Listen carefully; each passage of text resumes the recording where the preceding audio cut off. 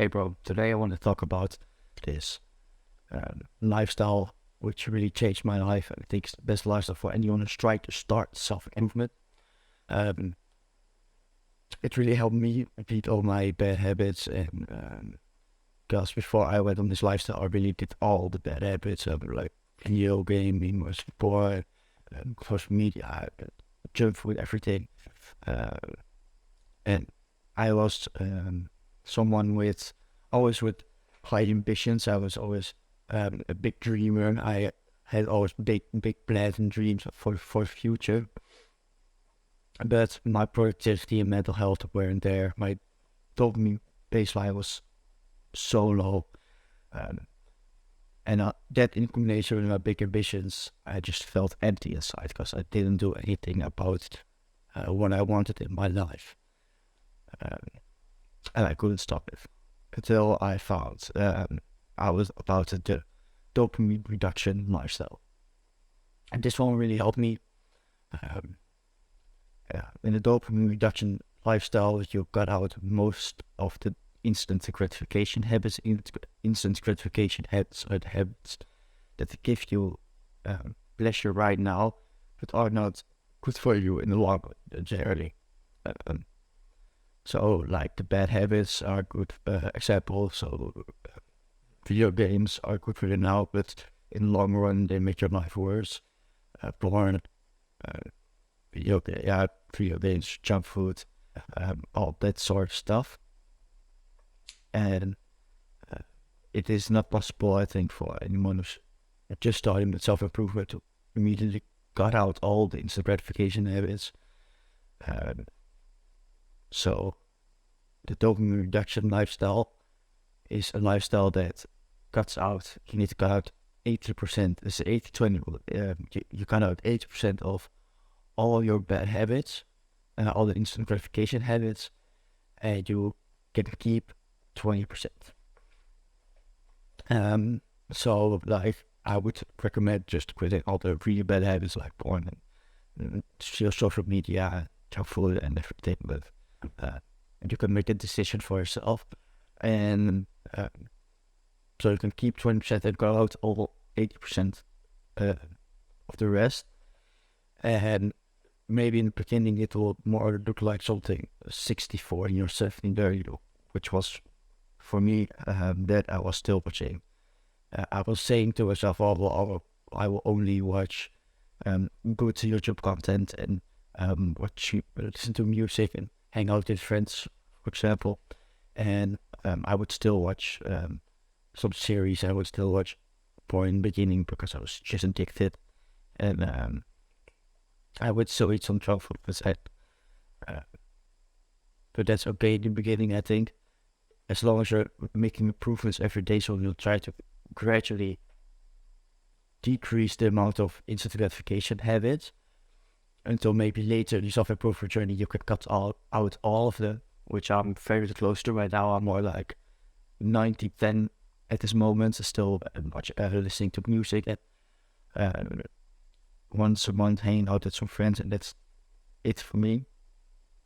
But in the beginning it was very different. I was still like doing a lot of the instant gratification stuff, but just try to gradually decrease the amount of instant gratification activities you do and make it a sustainable lifestyle for you. And I think when you first repetition what habits to cut out, your mind will begin to cope. My mind began to cope about some of the habits, begin to make excuses why some of the habits need to stay, and generally the habit your mind defends the most, the habit is the one you definitely need to cut out because you're so addicted to it. For me, it was porn. I got this like I think a lot of people get this the any benefit mindset is if it gives you any benefit, it's better. But it's mostly the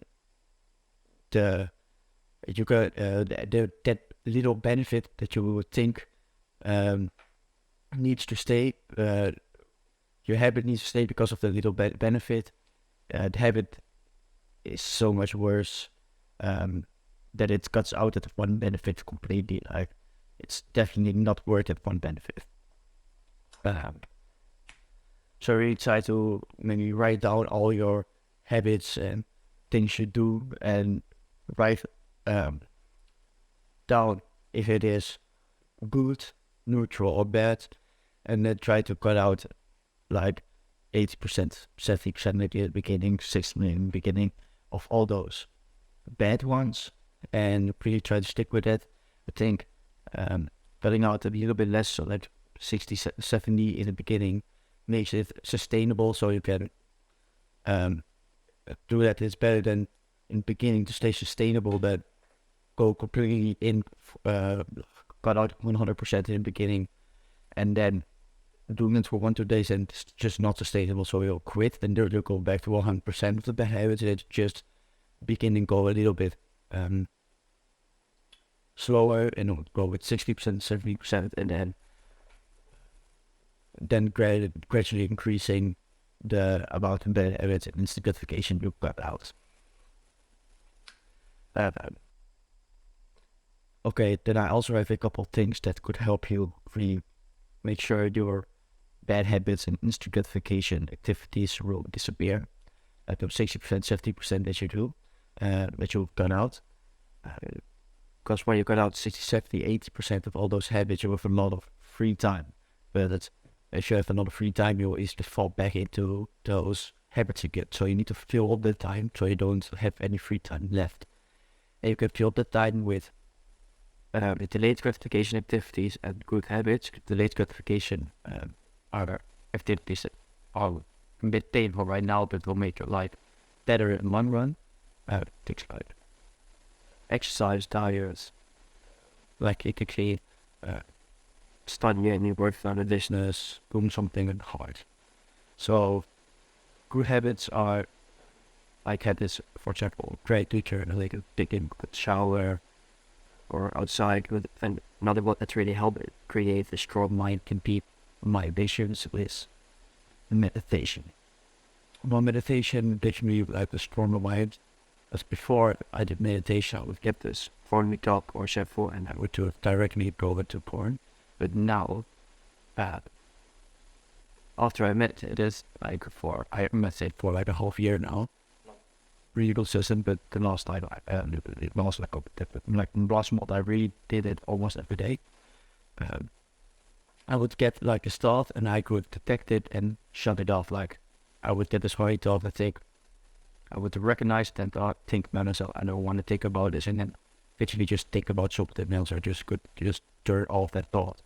It's really powerful for the people in addictions, which really helped me. And then another thing I noticed from Andrew Juberman is you could directly do a good habit after you did the bad habit. Just really directly after it, just do it.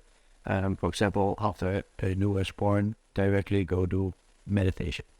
That's what I did. Because your habits are made out of neural circuits, and if you do a good habit directly after a bad habit, you will fuck up the neural circuit, and it will be less strong. So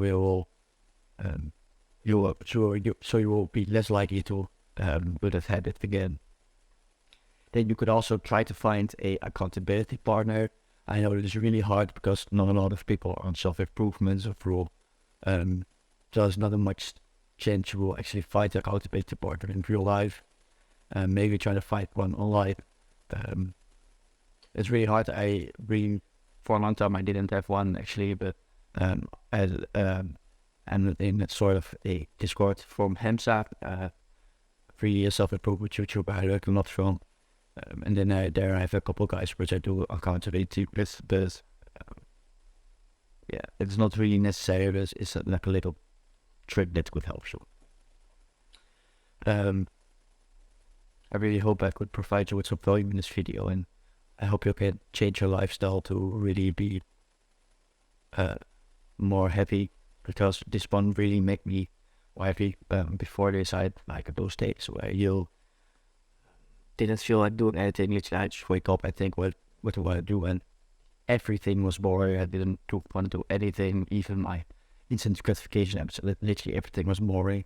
But now I literally wake up and I'm excited to read this new book I have. Like I'm honestly excited to read this book, and I enjoy the little things in life. And my productivity haven't skyrocketed because my dopamine baseline goes up, and the dopamine is like your pleasure and motivation.